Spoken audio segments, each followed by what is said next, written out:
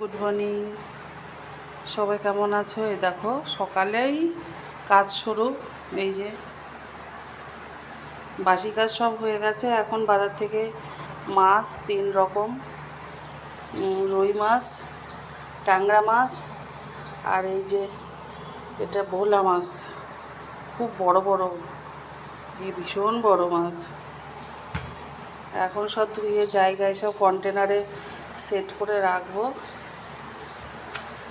এখানে যা মাছ আছে প্রায় 1 সপ্তাহ হয়ে যাবে।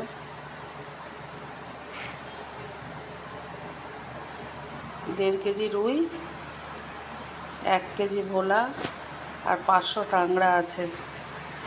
1 সপ্তাহ হয়ে যাবে। আর চিকেন তো হবেই। তা আজকে কৃষ্ণনগর যাব ননদের বাড়িতে। ননদের বাচ্চার আজকে মুখে ভাত, তাই ট্রেন ধরবো। ওই জন্য একটু তাড়াতাড়ি ভাত হয়ে গেছে।